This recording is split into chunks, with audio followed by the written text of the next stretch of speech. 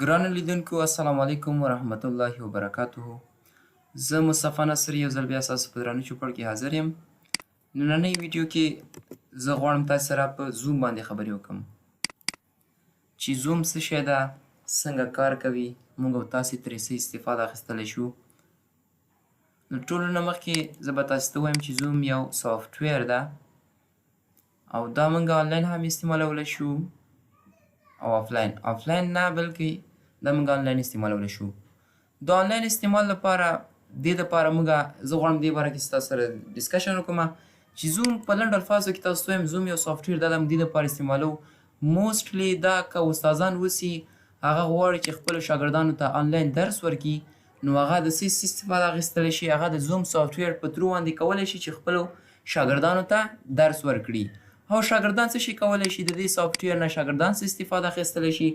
د هغه د سټوډنټانو استفاده هغه دا ده چې دوی د خپل لیپټاپ کې یا په خپل موبایل کې دغه اپ ډاونلوډ کړي او د هغې وروسته د سټوډنټانو فایده به دا وي چې د دې زوم اپلیکیشن په ترو د دې سافټویر په ترو باندې آنلاین کلاسز جوین کړي. صحیح ده. فور ویچ ریزن دا موږ دې پرپوز لپاره استعمالوي. استادان په دې کې درس خپل لیکچر ورکوي او سټوډنټان خپل درس دلته زده کوي، یعنې کلاسونه جوین کوي.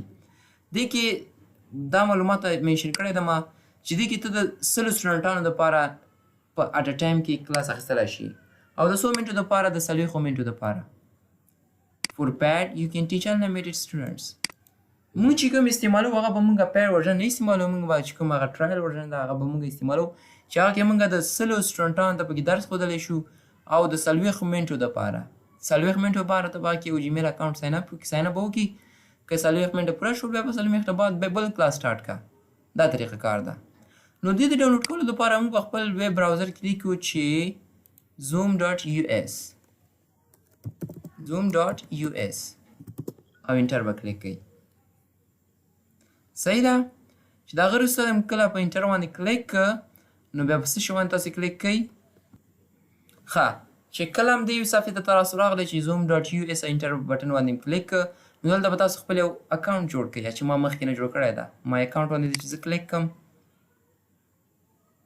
دلته به ماته راولي چې زما څه شی ده مصطفی نصري په نامه باندې ما یو اکاونټ جوړ کړی ده، لینګویج انګلیش ده. همداسې به تاسې هم یو خپل اکاونټ جوړ کړئ.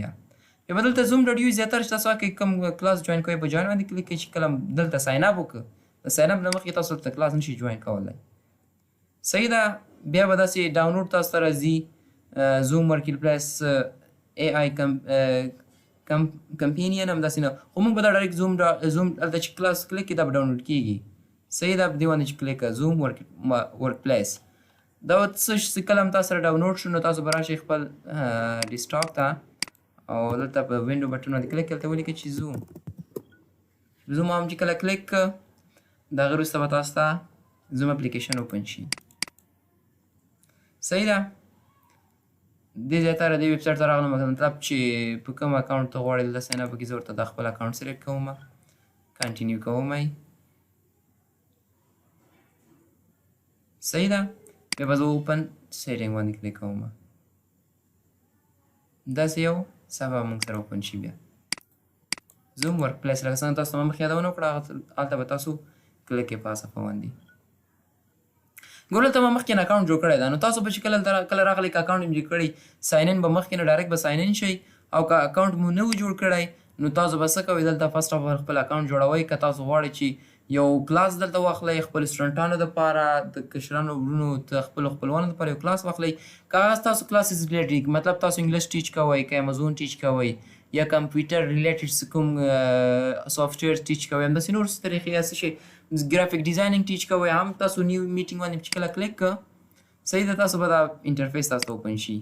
صحیح ده. نیو میټینګ کې به ته خپل تا ته به یو هغه راشي چې کاپي انویټیشن به ته کاپي کړي او د هغې وروسته به ته څه شی وکړي کلاس به ته جوین کړي، کلاس به سټارټ کړي سپوز. صحیح ده. زه دا ان میټینګ کوم او که غواړئ چې کلاس ټیچ نه کړي مطلب څه یو کلاس جوین کړي نو ته به په جوین باندې کلیک کړي. سکیجول مطلب چې کوم کلاسونو دپاره ته سکیجول جوړئ، شیر سکرین چې خپل سکرین چا سره شریکوي.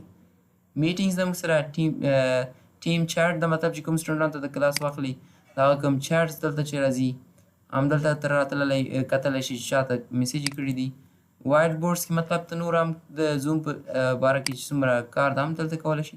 دا و دوستانو زموږ او ستاسې د نننۍ ورځې درس و چې د زوم اپلیکیشن څه شی ده، څه دپاره استعمالیږي، موږ او تاسو ترېنه څه استفاده کولی شو. امید لرم چې څه نه څه پرې پوه شوي یاستئ. که کومه غوښتنه پوښتنه لرئ نو تاسو موږ څخه د کمنټ په سیکشن کې کولی شئ. تر بلې ویډیو الله حافظ.